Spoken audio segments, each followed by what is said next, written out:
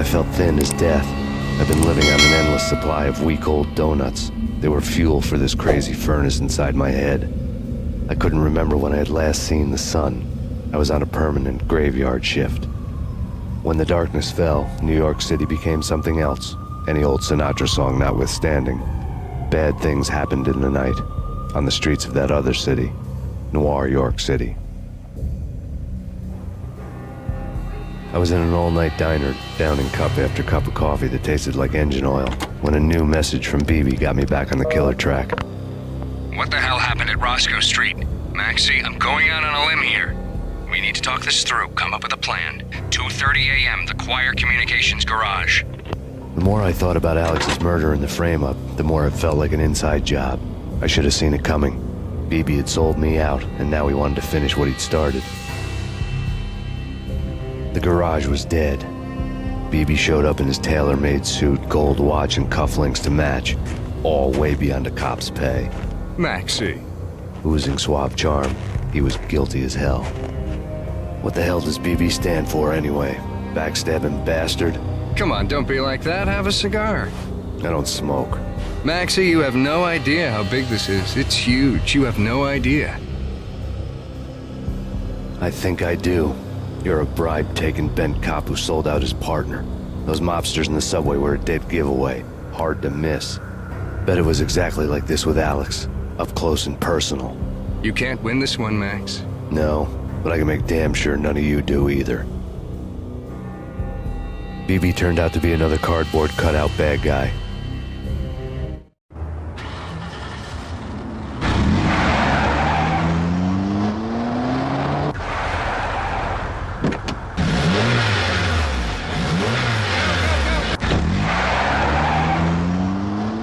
A bad cop on the take, a cowardly right-hand man fleeing from the scene, leaving his paid thugs to do his dirty work.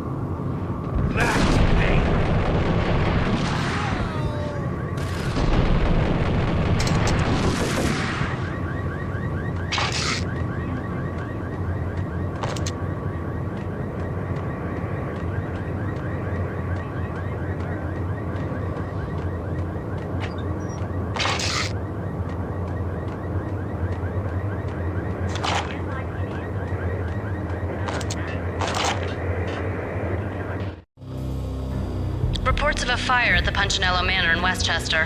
The manor is the home of Angelo Punchinello, the alleged head of the Punchinello crime family. The police are now saying, contrary to their earlier statements, that Max Payne is still alive and at large. He continues his vendetta against the Mafia, of which this last act of arson is attributed to. I had no recollection of setting any fires, but I did remember the flames.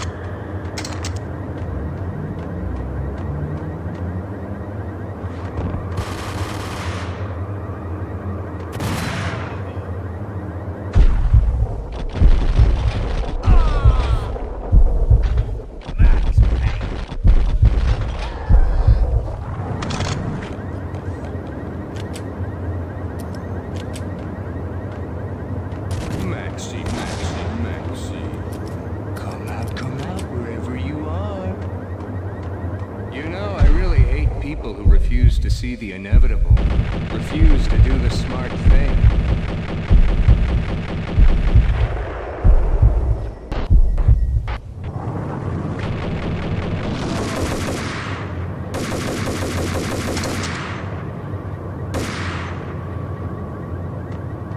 The payphone started to ring.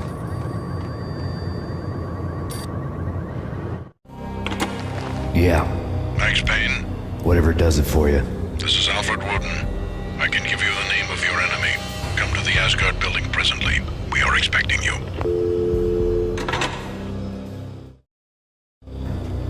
Woden was waiting for me on the steps of the old building. Mr. Payne, let's go inside. The others are anxious to begin. The others? Despite the general misconception, this building actually predates the City Hall by 2 years, thus being the oldest municipal building still in use here at the foot of the Brooklyn Bridge. No kidding. The old man played tour guide as he led me through a dark domed hall. The answers I was after loomed large ahead. Mr. Payne, I would like to introduce you to my colleagues in what we call the Inner Circle. You've been watching too much X-Files. You have seen the files on Project Valhalla. We can fill the gaps, provide you with the information missing from those files. We were all involved in the early stages of the project during the Gulf War. What's the catch? We would very much like to blow this thing wide open, but our hands are tied. Her name is Nicole Horn. She was the key figure in Project Valhalla. When the funding was discontinued, she simply refused to quit. She knew exactly what she had in her hands. Nicole Horn is the president of Acer Corporation. She has more than half the city in her pocket. This must be kept under wraps. If you try to go public with this, we will deny any knowledge. We need you to take her out. Afterwards, we can protect you. Make all the charges go away. That was the cue for the killer suits to kick in the doors and swarm inside.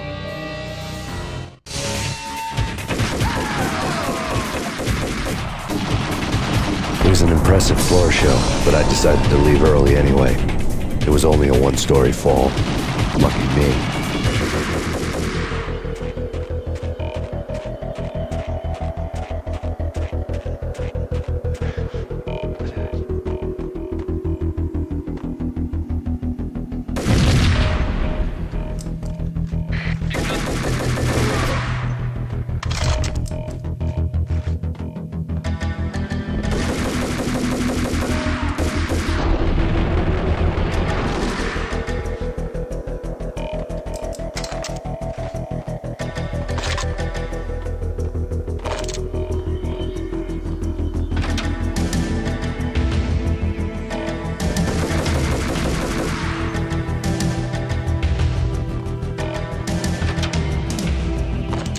One of the monitors showed what was left of the inner circle.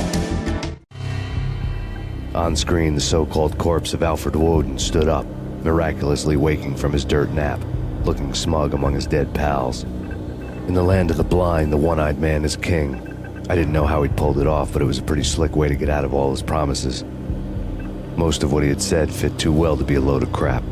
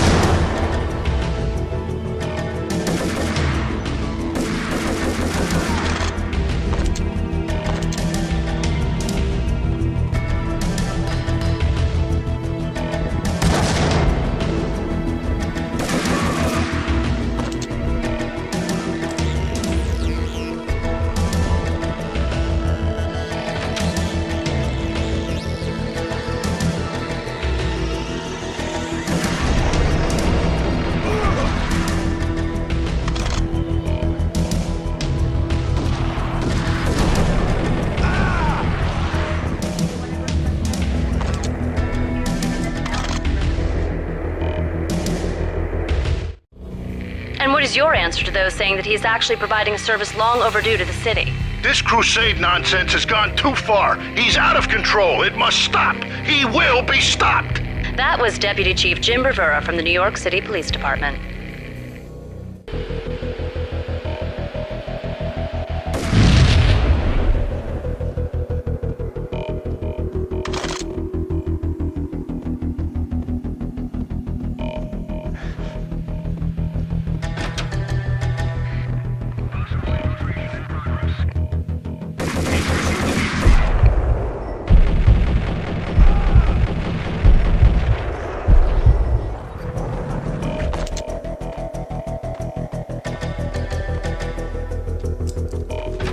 A videotape lay on the desk. Nicole Horn had blackmailed the inner circle into silence. The tape came with a curt extortion note on a piece of expensive paper. I remembered Candy Dawn taping her clients in action on the side, selling the tapes to the highest bidder. I was sure that kinky sex was nowhere near Alfred Woden's worst sin. But I had a feeling that when this was over, any collateral would come in handy.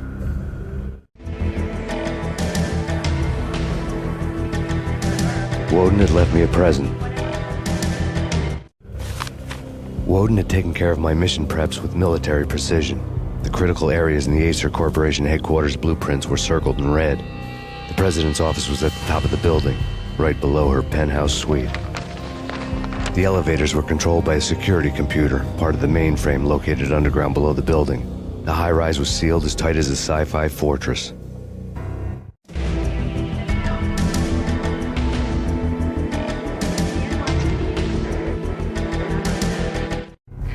Nothing seems to stop Acer Corporation's phenomenal victory march. Incredibly, the stocks are still rocketing. Worried experts already see a danger in the company's success. Some have gone as far as to say that Acer Corporation is about to become an even bigger monopoly than Microsoft ever was.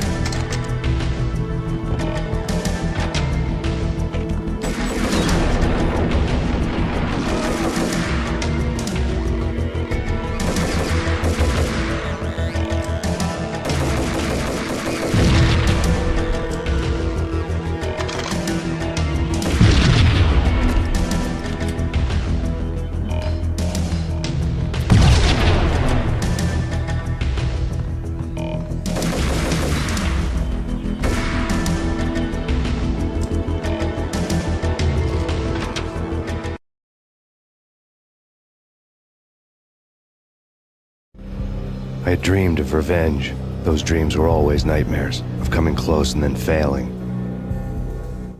Now I was close. I had a name to guide me, Nicole Horn. I had nothing to lose.